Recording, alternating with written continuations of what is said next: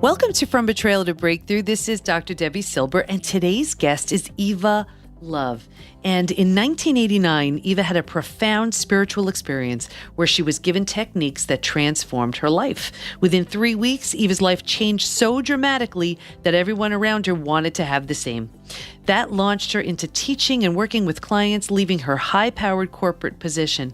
Using these tools, she's attracted the love of her life. They've been together for 25 enchanting years.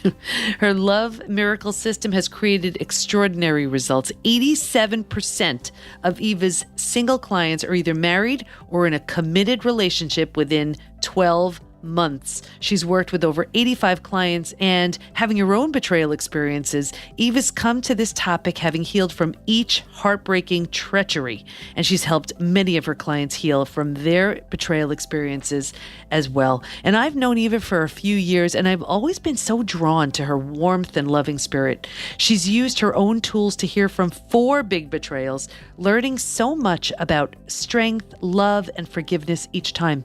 She's known as the relationship mentor, and you're going to love her. Let's get started. Thank you so much for joining me today. I'm so excited to share this time with you.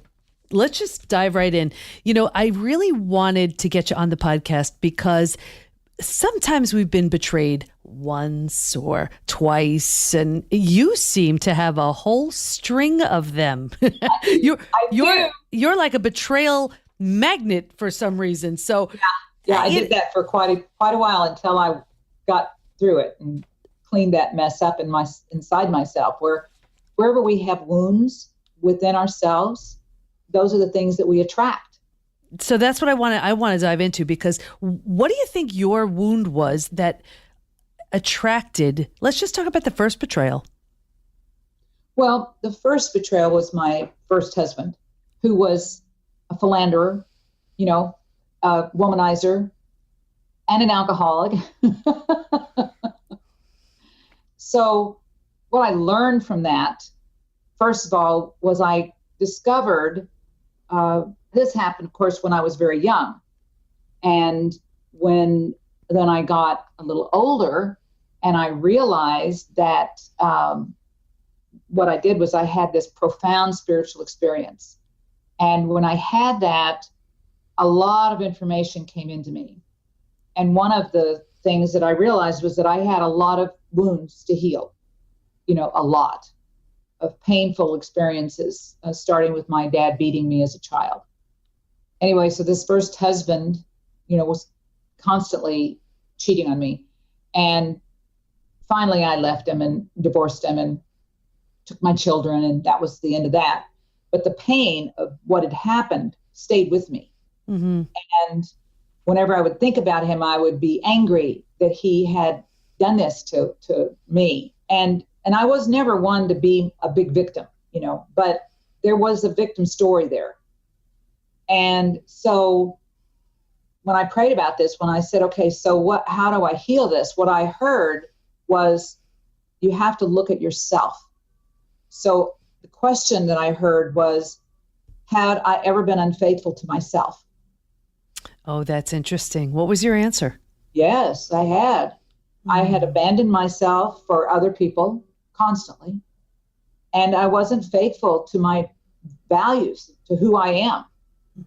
I had tossed those things out to the window just to marry my husband, my first husband, because I just wanted to get out of, home. Right.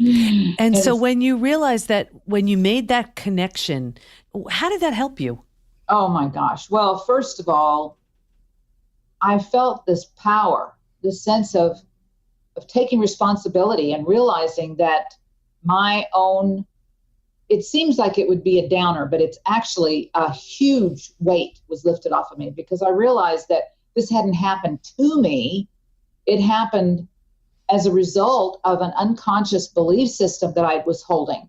I didn't realize that I'd been unfaithful to myself. I wasn't conscious of it. I wasn't doing it on purpose. So I wasn't beating myself up for it. So there was no criticism or beat up going on from me, but it was just this realization that, but when the real freedom came from was in the forgiveness. in forgiving myself. I didn't really need to forgive him because I'd already really done that, but the pain had stayed with me. And whenever I was able to forgive myself of the guilt of having married him and of having, because I didn't believe in divorce. And so here I had gotten a divorce, and I was very ashamed of that I'd gotten a divorce. How'd you make peace with that? And how did you come around to forgiveness? Because it's such for so many people, a monster topic. We know how healing it is, but it can be so hard to do. How were you able to? Well, I think first of all, recognizing that it was an unconscious belief helped me to not beat myself up. And then I think the real thing with forgiveness is that it's a choice. It's not some feeling that comes over you at the whim of your muse. It is a decision that you make to forgive, to let go, to love yourself. I mean, I always love that quote, holding on to anger is like drinking poison and expecting the other person to die. And to me, that's the way, when you don't forgive, you're just keeping that poison coursing through your veins, because it is poison. I mean, it's toxic. It's so toxic, and it does physical, mental, emotional, psychological, spiritual damage. That's right. So then once you were able to forgive, and once you had that realization that you were being unfaithful to yourself, what did that lead to? What that led to was me committing to being faithful to myself, me committing to being true to my values, me committing to not selling myself out for the attention of a man, or selling myself out for some boss's approval, or selling myself out for whatever it was that I was doing, being with people that were doing things that I didn't feel were right. And, it used to be, I would think, oh, well, I shouldn't judge them. Well, I wasn't judging them. I was just going, this isn't in alignment with my values, and I don't choose to participate. Can you remember an example of something that, let's say, the you before you realized that would have said yes, and then the you after you had that realization, something you said no to? Yeah. Well, something I said no to was being fake, trying to be what some man wanted me to be, and deciding that if I was going to be with the man and he wanted to be with me, he would like me for who I am, not who I was trying to get his approval from. And so that was the first big decision, to be true to myself, to be myself, and to let it be okay if I started dating someone and they didn't like me and they didn't respond to me. It was like, okay, well, that's not my guy. And you know what, Eva, I don't want to glance over that, because for so many of us, we may have the best of intentions that, yes, we'll stay strong and we're not going to cave and all of this, but our old pattern pulls us back into, oh, well, I'll be liked if I do this. And how did you maintain that strength? What'd you do? Well, because I practiced the being faithful to myself. I kept that forefront in my mind. One of the things that I wanted more than anything after this profound spiritual experience, because I had then gone through a second divorce where I'd literally almost killed myself. I mean, I'd driven to a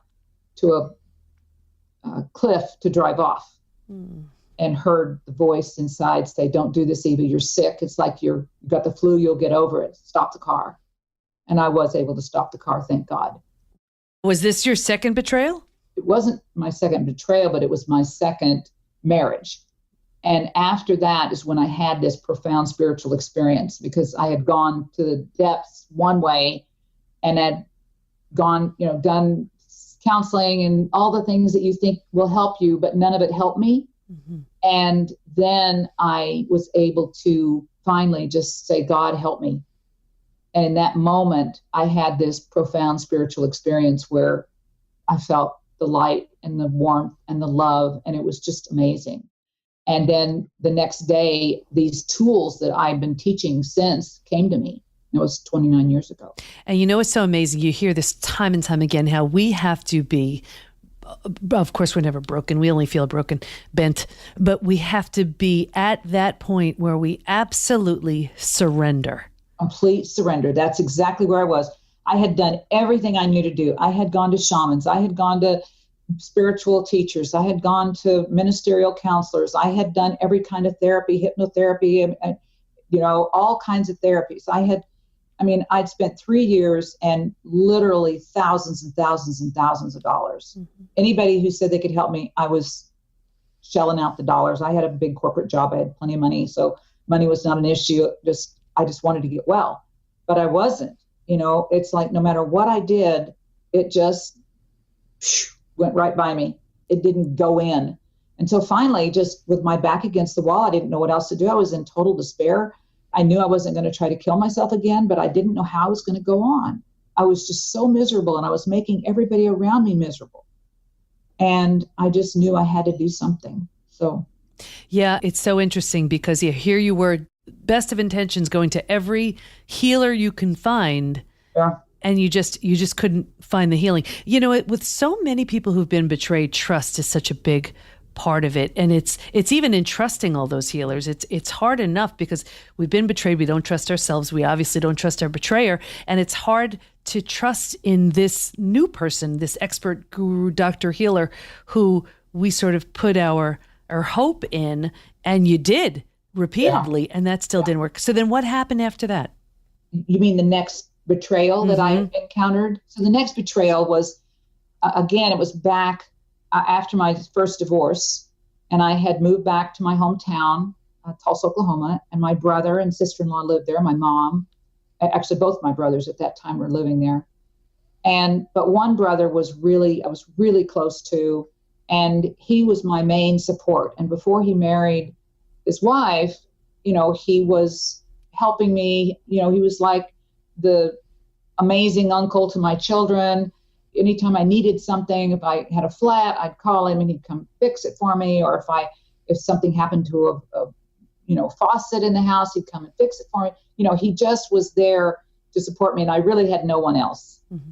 And I was really poor. I was really broke because I was working and going to school full time after I got my divorce, and taking care of my 2 children. So my sister-in-law and brother came over one night and said they wanted to talk to me. And my sister-in-law sat there and said to me, she was going to forbid her husband, my brother, from ever helping me again, because now he had a wife and his devotion and his time needed to be put toward her. And I was not to call him anymore. I was not to ask him to help me anymore, that it was not okay. Wow. Well, I was so devastated. And the thing about it is, I didn't know how to speak my truth. I didn't know how to say what I was feeling. I held all of my feelings inside. I didn't let myself cry until they left, which actually was a disservice to them because they had no idea how devastated I was. And I want to back up a little bit. So your sister-in-law said this and your brother was there? And he didn't say a word. Wow. And of course, who I was angry with was him. Mm-hmm. Because he didn't say anything. He didn't take up for me. He knew what was going on. He saw it, but he was just trying to, please his wife, I guess. So it wasn't until after my spiritual profound experience that I was able to heal this too. So I said, again, I went back in and I asked myself if I had ever been silent when someone was hurting, when someone was doing something that was hurting someone. And it was, yes, I had. Not only had I been silent with others, but I was silent for myself. I didn't even speak up for myself. Mm. And so, again, I went through the process of forgiving myself and letting go of the hurt. It was a deep wound. It took a long time for me to let go of that. But I did. I was able to let go of it. What's so amazing is each betrayal is a mirror. Yeah, it is. It's like it acted as a mirror for you, showing you exactly what needed to be healed within you. And I didn't get to, what was the key takeaway from that third betrayal? So not the brother, not your first husband. So the next betrayal was I had a friend of 20 years. We were both way overweight. She was almost 400 pounds and I was 230 pounds. And I had a conversation with my boss to ask him why had I not gotten a promotion that I deserved. And he said, I will call you a liar if you say I said this, but it's because you're overweight. And I was the only woman in the executive team, and I should have gotten this promotion to a higher level, and they passed me over. So I said, well, that's fine. I'll lose this weight. And so I was determined, just tell me something and I'll fix it. So I lost 100 pounds in 5 months. My gosh. How did you handle just even hearing that? Or being motivated by such a negative comment? When somebody tells me something that I can fix, I'm all over it. If you tell me I've done something wrong and I can fix it, I'm just there. I mean, that was, it was like a thing already accomplished. As soon as he told me that I was overweight, I was just like, okay, well, that's done. I've got this handled. I just knew. Right. So clearly you have no problem taking responsibility, but it's still hurtful. It was very hurtful. Yeah. So how did you even handle the dealing with him after that, or just even the comment? Actually, I didn't feel bad about him because he was just giving me the news.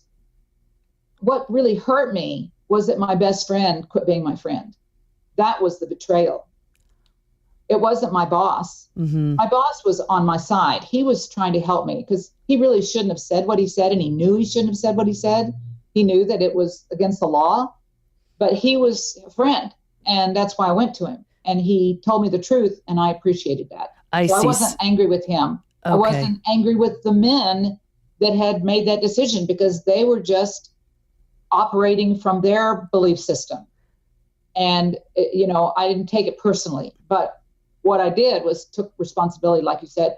But what happened was when my girlfriend quit talking to me, quit answering my calls, we didn't have text back then, but that was devastating. And we always know this from weight loss. When one person is on this healing journey and this is now eating healthfully and changing the way that they do things, it forces the other person to take a look at what they may not be doing, and they may not be ready or willing. And there's this sense of abandonment, on one hand. See, and that was my feeling, because when she was, her weight and I was my weight, and we were going to eat ice cream together and have our Diet Cokes with our hot fudge sundaes. Don't you love that? Yeah. Then, it was fine. But when I was wearing a size 6 jean and, she was still huge in her moo-moos, it was such a contrast. And of course, I wasn't eating ice cream then. I wasn't doing all those things, and it was just too much. So how I handled this one, because it really hurt. We had been the best of friends. And I just didn't think anything could ever come between us. I just thought we were friends for life. And when she just had nothing to do with me anymore, I sat down and really thought about her, about what would cause her to do this. And I just found myself having extreme compassion for her, just realizing that this was the only way she could handle it from her perspective. And that it was too painful for her to be around me, and that I wouldn't want her to be, because I loved her. She was my friend, we'd been friends for, like I said, over 20 years. Mm. And so I didn't want to be around her if it was going to be painful for her. So I was able to forgive that situation. Actually, I didn't even have to forgive her. I didn't feel bad toward her. I felt the pain, but I didn't blame her.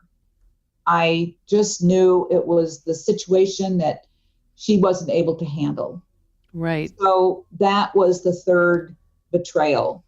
A constant theme that I'm seeing with you is just there's so much empathy, whether it's just in someone else. You see them, you're able to understand, and in looking at it from a different vantage point, there's not that defensiveness or bitterness. It truly sounds like this understanding and this forgiveness that's just so natural that comes as a result, and so freeing. And yeah, I want to tell you that the forgiveness part was practiced. I didn't get good at forgiving without forgiving. See, it takes practice to get good at forgiving. So what I do with my clients is I have them make a list of all their wounds. And I work with them on going through each one of them and forgiving them so they can get practice with forgiving, because the more you forgive, the easier it is to forgive. And I think also with forgiveness, we think it's this, like you said before, we think it's this one big ta-da moment. it's layers and stages and over time, and with a willingness for sure. So you said there are four. I remember Yes. before we spoke. So what was the fourth? So the fourth one was the worst. So there was a woman in our community who was like a mother to me. My mother had passed away. She and her daughter didn't get along. And we were just so close, and she was invited to every family get together. She was at Thanksgiving, Christmas, birthdays, holidays. Anytime we were doing anything, she was always there. And so she then decided that we had done something bad to her, which we did not do. She made up this whole story, and she sued us. And she didn't just sue us, because when we got the suit, we thought, oh, this is just a frivolous lawsuit. This isn't going to take much.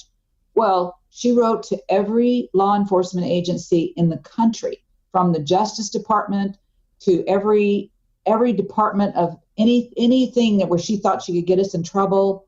She reported us to, the governor's office, to this local sheriff. I mean, any place she thought she could get us in trouble. And of course, now we're getting investigated and we're having to hire all these lawyers and defend ourselves for nothing that we didn't do. There was nothing Right. we did.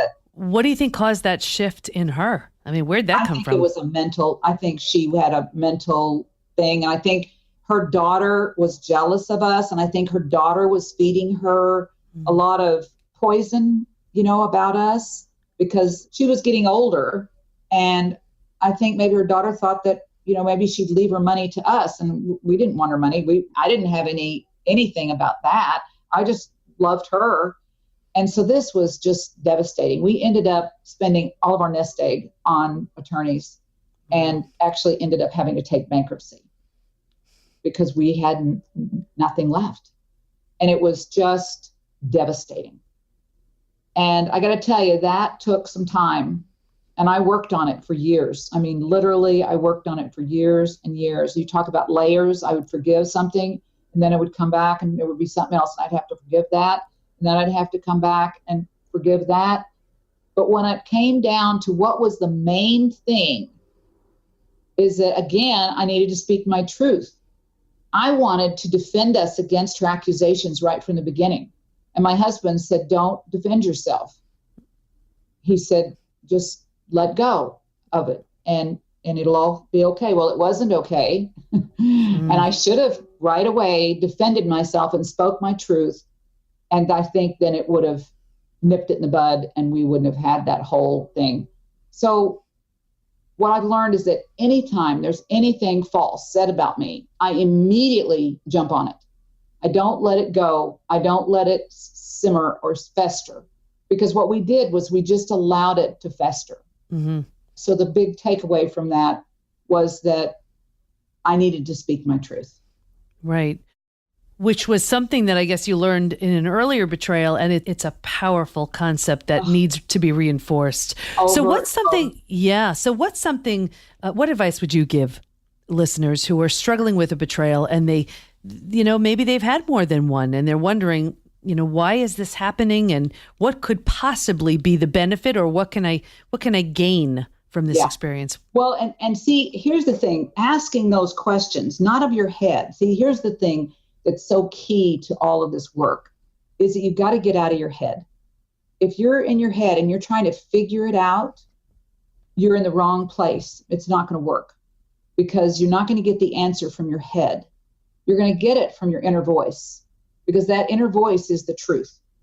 And so what you have to do is learn how to be quiet, ask the question, and then listen. And most people don't know how to listen. They're too busy with the chatter in their head. And so when you listen to your inner voice, then you hear the answers. And that's how I got the answers that I got, was by listening to that inner voice and really understanding that these places that I was having to heal because they had shown up. There's a quote that I love from Carl Jung. You know who Carl Jung is. He's a famous psychologist. Sure. He said, that which you do not bring to consciousness appears in our life as fate. I love that. Do not bring to consciousness appears in our life as fate. So when you have something happen to you, it seems like it's out there. But the truth is, it's in here.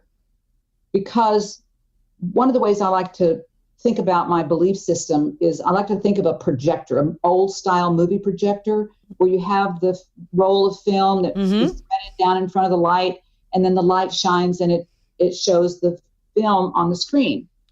Well, I like to make the analogy that our belief system is the film, and that film is going in front of the light, which is our energy. And whatever we focus our energy on expands into expression, which then becomes a part of our life.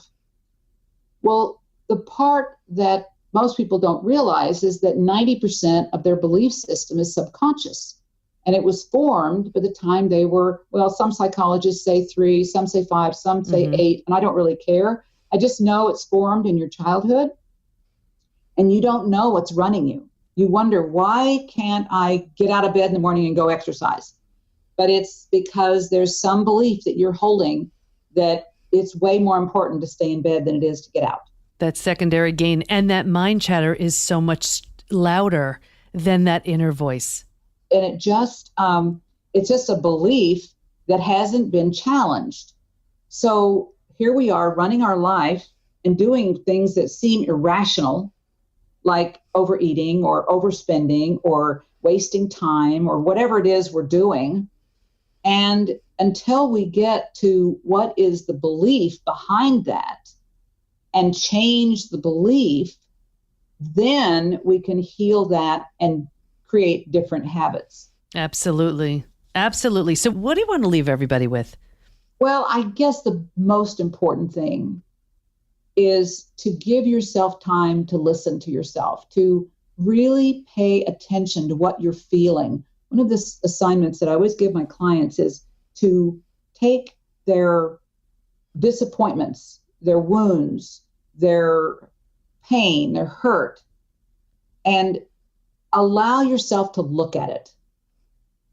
Allow yourself to bring up whatever it is that's around that you mostly have suppressed. You know, there's 4 things that we do with our feelings. 1 is we suppress, we push it down. 2, we hide it, which is addiction. We, hide from it. The 3rd is we express it. People who just, their emotions are right on their sleeve and they're just, they're blowing up or they're crying or whatever. And then the 4th one is to acknowledge and release.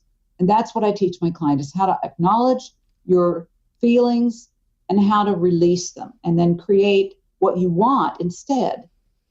And so when I use my tools that I've been given to heal these things and to be quiet and to really listen to my inner voice, then I know that I can heal anything. Anything can be healed, no matter how bad, no matter how traumatic, anything can be healed. Wonderful. Eva, that's great advice. It's going to help a lot of people. I want to thank you so much. And where can everybody find you? So I have a gift for everyone. So if they'll go to Eva Love, EVALOVE.net, NET/betrayal, then I have a free gift. And if people want to just contact me to maybe set up a time to chat, they can just email me at eva@evalove.net. Wonderful. And everything is going to be in the show notes. Eva, thank you so much. I just, you've done some amazing healing work, and I know what you've learned you share to everybody and who's lucky enough and blessed enough to find you. So thanks for your time. And any final word before we end? No, I just want to tell you how much I appreciate you for doing this show, because this is a topic that not many people want to get into because it's painful. And people who have been betrayed often just don't want to think about it. But if they are willing to face it and to look at it, they will have incredible freedom from it. Absolutely. It knocks us down, but it does not have to knock us out. We can get back up stronger, better, wiser, more healed and happy than ever before. Thanks so much. I just want to thank Eva so much for being a guest on the podcast today.